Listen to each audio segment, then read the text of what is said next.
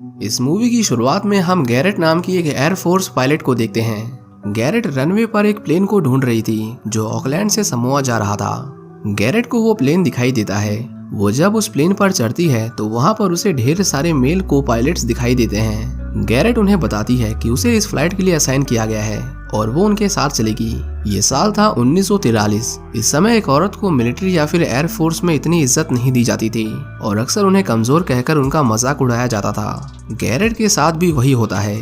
Terrace नाम का एक आदमी उसे तुरंत प्लेन से उतरने के लिए कहता है। गैरेट उसे कुछ डॉक्यूमेंट्स दिखाती है जिसमें ये साफ साफ लिखा हुआ था कि उसे इस प्लेन के लिए कमीशन किया गया है और उसके पास एक पैकेज है जिसे उसे सही सलामत समोआ में डिलीवर करना है। उनमें से किसी को भी गैरेट के बारे में नहीं बताया गया था, इसलिए वो उसे अपने साथ ले जाने के लिए सहमति नहीं दिखा रहे थे। प्लेन का कैप्टन उन्हें कहता है कि उनके पास इस पर बहस करने के लिए इतना समय नहीं है, हमें जल्द ही टेक ऑफ करना होगा। एक बार हम ऊपर पहुंच जाएं, उसके बाद हम इस लड़की से बात करेंगे। वो गैरेट को एक बॉल टोरेंट में जाने के लिए कहते हैं। Ball Torrent American B-17 bomber में नीचे की तरफ एक स्पेरिकल शेप का छोटा सा चेंबर होता है जिसमें सिर्फ एक आदमी के बैठने की जगह होती है। उसके अंदर गैरेट अपने उस पैकेज को नहीं ले जा सकती थी। गैरेट उन्हें कहती है कि उसे उस पैकेज की सुरक्षा करनी है, वो उसके बिना कहीं नहीं जाएगी। लेकिन वो लोग उसे कहते हैं कि अगर वो नीचे नहीं गई तो वो उसे अभी इसी वक्त नीचे फेंक देंगे।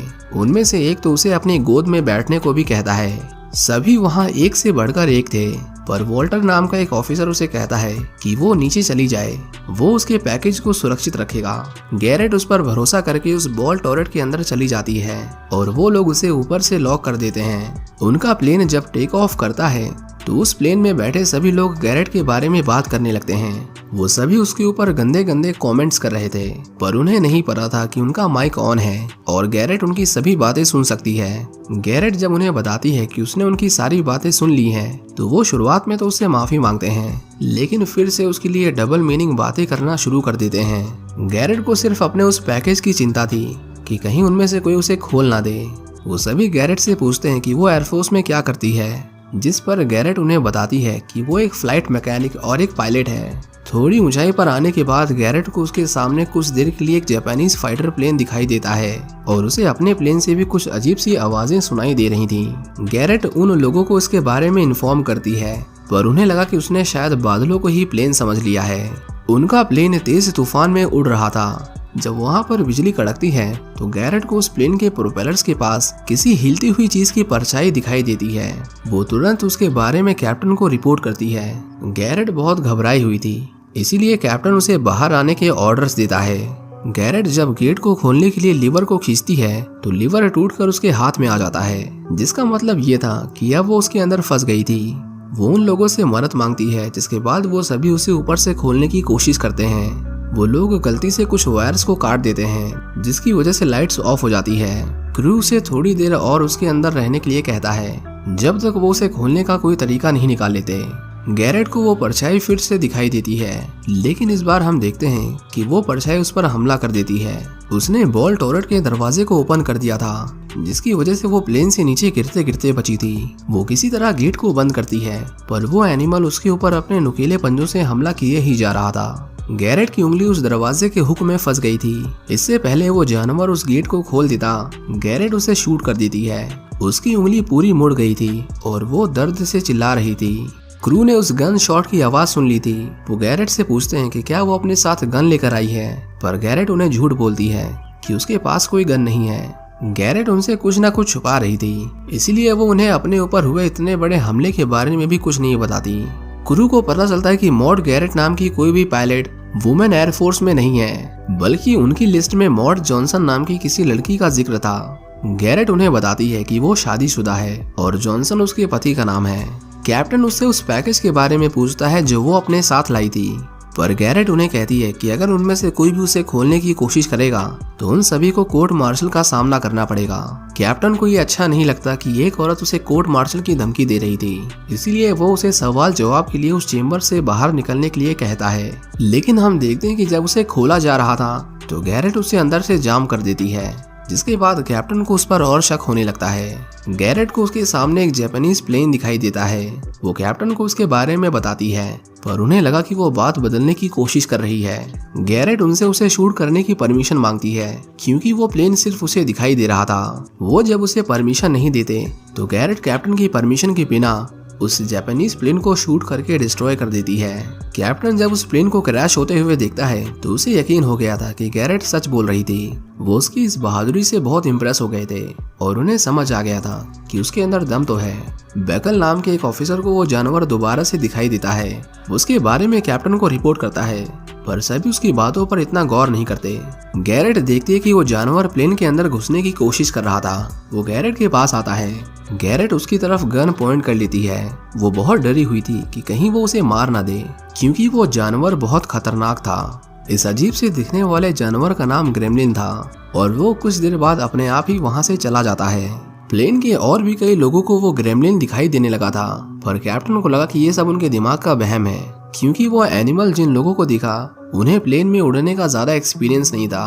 कैप्टन को लगा कि गैरेट उन लोगों के दिमाग में उस जानवर की झूठी तस्वीर डाल रही थी। एक तरह से वो उनके दिमाग के साथ खेल रही थी। हम देखते हैं कि उनके प्लेन का इंजन ग्रेमलिन की वजह से बंद पड़ जाता है। क्रू मेंबर्स इन सभी का दोष गैरेट और उसके पैकेज पर डालते हैं, क्योंकि इससे पहले उनके साथ कभी ऐसा कुछ नहीं हुआ था। कैप्टन उन्हें उस पैकेज को खोलने के लिए कहता है।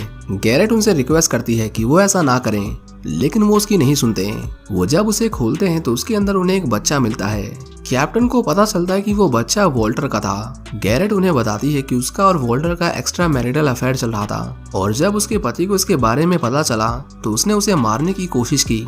उसी से बचने के लिए वो अपने पति की एयरफोर्स की यूनिफॉर्म और उसके डॉक्यूमेंट्स चुरा कर यहाँ पर आ गई। कैप्टन उसे कहता है कि अब वो आगे नहीं जा सकते। वो प्लेन को वापस ले रहा है और बेस पर लैंड करते ही वो वॉल्टर और उसे गिरफ्तार कर लेंगे। जब वो सभी वापस जा रहे थे तो उनके ऊपर वो जापानीज एयरक्राफ्ट्स एक बार फिर से अटैक करते हैं। इस बार वो बहुत सारे थे। कैप्टन उन पर फायरिंग करने के ऑर्डर्स देता है, लेकिन असली मुसीबत उनके सामने खड़ी थी।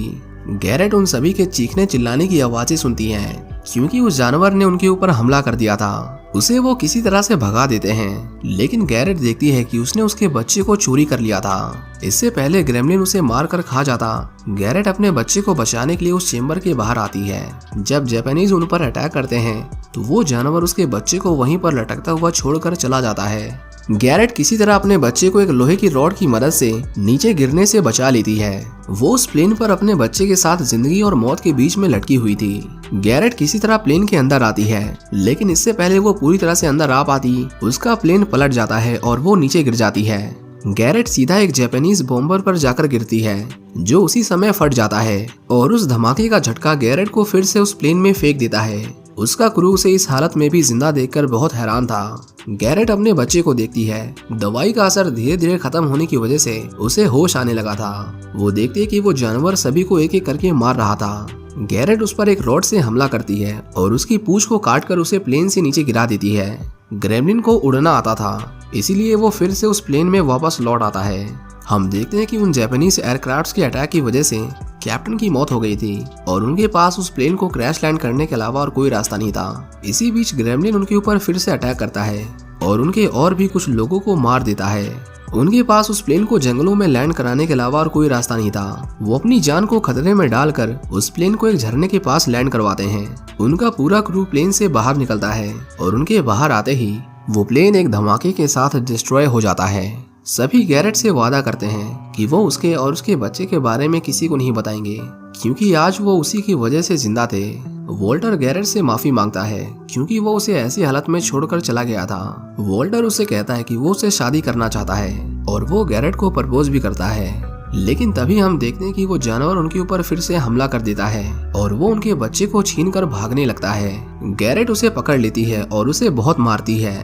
वो वॉल्टर को अपने बच्चे का ध्यान रखने को कहती है और वो दोबारा से उसका पीछा करती है और उसे पकड़कर बहुत मारती है और मार मार कर उसकी हालत खराब कर देती है। सभी लोग गैरेट को उस जानवर से इतनी बहादुरी से लड़ता हुआ देखकर हैरान हो गए थे। आखिर में गैरेट उस ग्रेमलिन के पंचों से उसके सिर को काटकर उसे मार देती है और इस तरह उन सभी की जान बच गई थी। इसी के साथ ये मूवी यहीं पर खत्म हो जाती है। उम्मीद करता हूँ कि आपको ये मूवी पसंद आई होगी। Thank you for watching.